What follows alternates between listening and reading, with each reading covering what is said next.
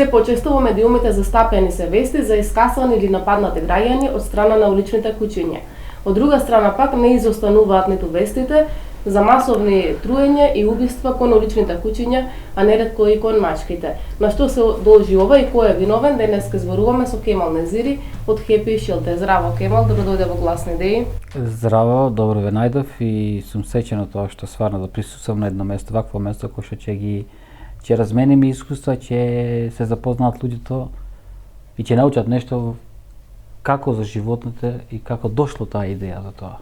Одлично, па може да почне со тоа зошто се формираше вашиот шелтер, од каде потекна потребата и кои се проблемите и предизвиците со кои се соочувате?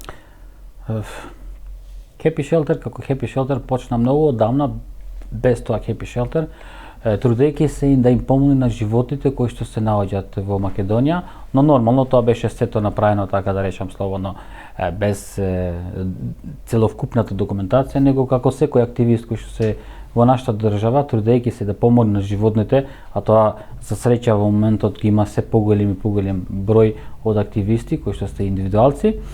И исто и ние во Happy Shelter почнав сам да речам, помагајќи од уличните, но како гледав дека има потреба поише, тогаш се ангажирав со Тамара. Тамара ми понуди помош, голема помош во да речем информатичкиот или интернетот, да може да направиме страна, да може да функционираме некако што треба. И после тоа, кога веќе тоа го направивме, поднесовме иницијатива за да може да создаваме шелтер, кој што тој шелтер да не бидеме луѓе кои што и моментално активистите го имаат тој проблем, плаќат во пансиони, него да имаме шелтер нас за спасување на уличните без да плаќаме пансион, него тие пари што треба да плаќаме пансион да може да спасуваме поише и да ги искористиме тие пари, значи наменски за друга цел. И фактички Happy Shelter тогаш од 15 октомври 2020 доби целокупна документација од институциите кои што од АХВ, кои што ја дават, и од тогаш постоиме како Happy Shelter, како правно лице. И сум горд сум јас и горд сум со тимот кој што моментално ме прави горд. Данес тие не може да биде Happy Shelter денеска кај од кој што почнав со Тамара, се приклучи Арта и после Арте сега можам слободно да кажам веќе не ми постојат двете раце бројката ни е зголемена од луѓе, значи кога зборам луѓе, значи не луѓе кои што само доаѓаат да си направат едно, него луѓе кои што се жртвуваат за да спасуваат животно, улично бездомно животно. И сум горд на тоа и функционирам во нас супер. Одлично, а сигурно се среќавате со некои потешкоти, да кажам, при работата, во однос на прифаќањето од средината. Знам порано, не знам дали во времето на Happy Shelter, но порано имаше некои случаи кога се отварале вратите на стационарите, па ги пуштале кучињата надвор да избегаат. Тај секојдневно, последно време не е, а тоа беше во почеток секојдневие, затоа што за жал во нашата држава не се навикнати луѓето да се помогат. Помогне на животните, него се навикнете да се помогне на луѓе и на луѓе, и тоа помошта е само врска со интерес, да бидеме јасни, не се навикнете да помогнеме на животните. И ние кога почнеме веќе да помогнеме на животните, имаше такви луѓе, такви случаи кои што луѓето беа против тоа, зашто кучиња и мачки и така натаму, и него кршија вратите, па и влегуваат, крадеа, и имаше случаи кои што ги малтретира животните. Но сето тоа е во фаза на нешто кога почнеш да се создаваш и се среќаш со такви фази. Дори се запознати самите луѓе. И секогаш ја можам да кажам учиме од нашите грешки, затоа што ти не си финансиски слаб, ти не си со луѓе обезбеден, нема луѓе кои што ќе дојдат да работат, да речеме таква, и тогаш остануваш без заштита на целокупно 24 часа и луѓето го искористуваат тоа и се случува тоа што е скршени врати, крадење во шелтерот, пуштање сите кучиња да одат, само што јас се радувам и често пати викам дека животните разбират поише од луѓето и не се како луѓето, што животното е денеска и утре, ако јаде два оброци на едно место, слободно пушти ја врата, тоа нема да бега, може да оди пак да се врати на тоа место и сум горд од тоа кој што сите тие куќиња, иако што се скршени врати, иако што се така, они сите се таму на број затоа што не бегат, они знаат, ја разбират и ја чувствуваат она топлината кој што им е пругаш. Знаат каде живеат, значи. А како вид на животни има во вашите шелтери, мачкиња и кучиња? Моментално во шелтерот ни се наоѓаат кучиња и мачки, сите се од улица, бездомни кои што се дали нашиот тим кој што ги прибира, дали некој ќе се јави, само што сега го сменивме малце начинот, текот на работа, не можеме да прифатиме секој животно, пошто има веќе над 90 кучиња во моментот. Исто е мачки, бројката ни е негде 124 комплет и одлучивме дека да направиме за да тимот како што е да го зголеми поголем, затоа што секоја поголема бројка спасува се поголема бројка. И сега кога ќе се јави некој за да прибереме животно од улица, прво е едно што барам од нив да биде вакцинирано и следно е тоа, значи да барем еднаш неделно доаѓа во шелтер, да чисти, да ги гали, шета. Со тоа, значи сакаме, со тоа сакаме значи да го свестата кај народот малце да стане, да се покрене, луѓето кои што живеат во нашата држава да се навикнат да одат да волонтират, макар еднашка неделно дека треба да одам таму и со тоа волонтирање да се помогне на сите животни, не само на едно, него да биде дел од нашиот состав кој што се трудат да спасуваат. Ако веќе си спасувал, се трудиш да спасиш еден, приклучи се во тимот кој што се 100. Значи со едно спасување спасуваш 100 со помош на самиот шелтер кој ќе дојдеш на лице.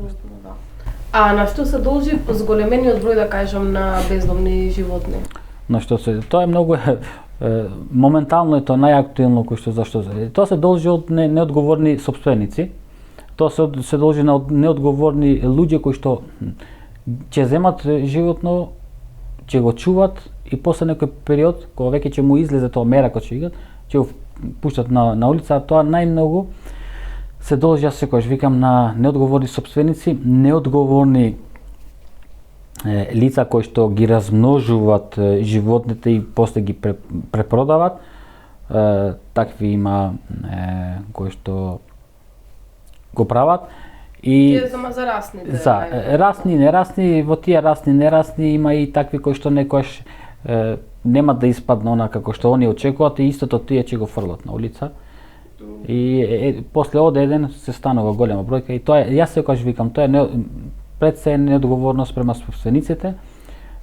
Тука јас би предложил само ако може некојаш барем да стигне до Агенција за храна и ветеринарство, во нашата молба што ги молиме да почне малце они повише да се активират во чипирање на сите бездомници, стерилизација, кастрација на животните кои што ги имаме или пак на тие кои што да има поголема контрола на тие веќе што размножуваат животни од моментот кога ќе се да се знае, да се воведе во ред дека примерот кај тебе се едно е укучено 9 и тие 9 мора да ти постојат комплетна документација кај ти се, а не после некој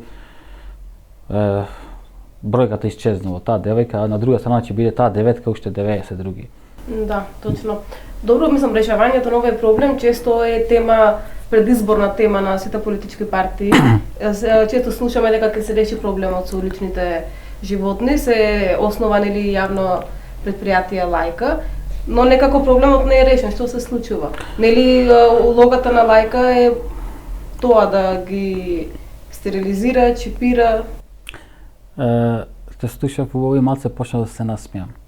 Зашто? Затоа што ја не верувам во политичарите, а политичарите се тие кои што нивната цел е да ја знаат точната болка на народот и од таа болка да можат да извлечат што поише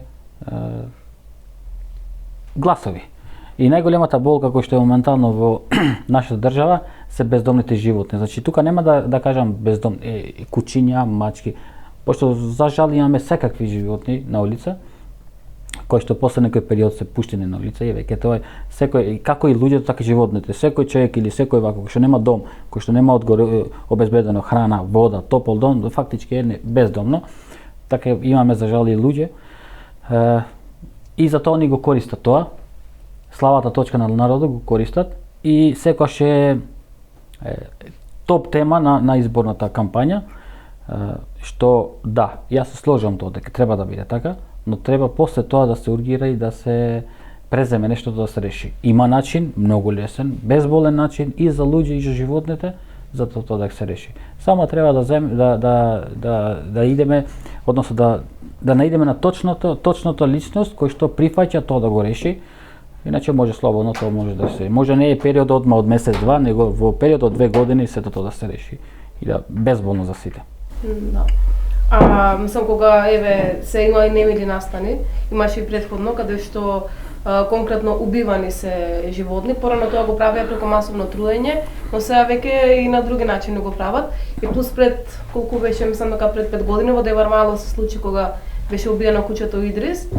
И се почести се ваквите случаи. Што сметаш ти, дали лабавата законска регулатива доведува до овој начин, или луѓето викат, државата не реагира и сега си ја земе правдата во свој раце? Да, кај нас за жал законот не функционира. Зашто? Затоа што секој убивање, без разлика дали е животно, дали е човек, пред се треба да се земе предвид тој што наредил да се убива. Значи тоа е најголемата казна претегнат кај него и после лицата кои што е веќе инволвирани на самото тоа. Доколку тоа би се регулирало, никој не би земал такво право да излегува да убива дали луѓе, дали животни и така натаму. Најновото ни е тоа во Струга што се случи. Таму не е едно, таму значи поголем број на животни, но чекаме да видиме што ќе се преземе преку соправни ваква институциите нашите кои што дали ќе преземат нешто или ќе биде тоа како што и досега. Се додека во една држава не вреди живот, без разлика дали е животно или човечко, значи од таа држава не може да очекуваш ништо. За жал кај нас уште не може не се почитуваат животните, а ако сакаш да државата функционира како што треба, значи пред се треба да ги почитуваме животните, затоа што јас секогаш викам, ние да јадеме дел од тие животни кои што остана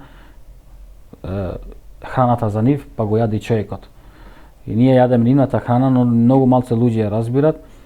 Јас само ќе се да врзам и ќе кажам, животните не се агресивни. Ние луѓето ги тераме да они бидат агресивни.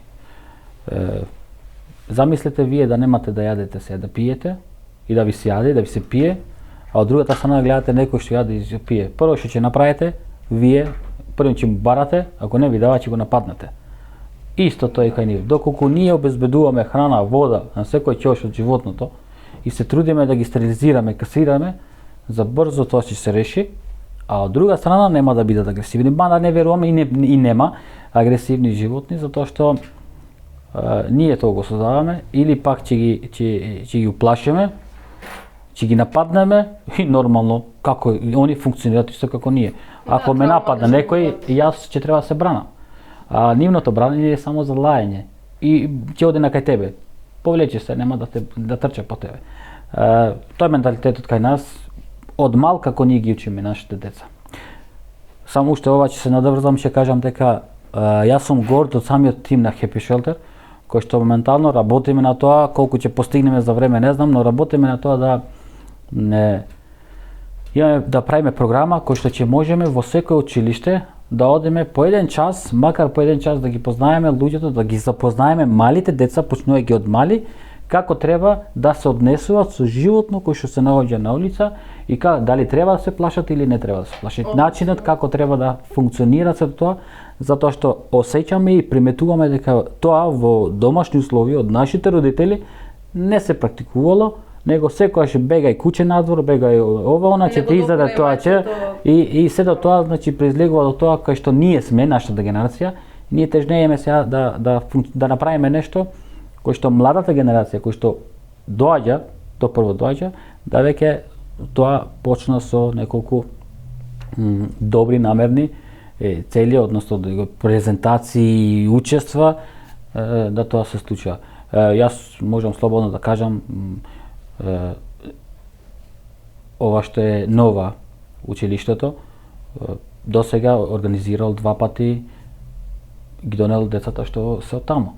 Исто така има извиднички одред кој што се децата до 12 години ги донел во шелтерот за да можат они да се запознаат со куќите, да играат, да го осетат она како е животното, дека не се агресивни. И такви работи, такви треба да имат, верувам дека така во Војводнина треба да имаме, затоа што ни е потребно за нас. Значи нешто што ќе поттика на емпатија и солидарност кај самите деца. Рокемон, ти благодарам за гостувањето, јас посакувам успех на самото здружение и тука сме за поддршка што и да треба. Ви благодарам и вас што вие сте први после денешниот ден што објавивме тоа за животните, да не каните и да присуствуваме да разговараме за подобрување на состојбата на бездомните животи во нашата држава. Благодарам уште еднаш. Почитувани гледачи, за повеќе емисии следете на YouTube каналот Глас на идеи.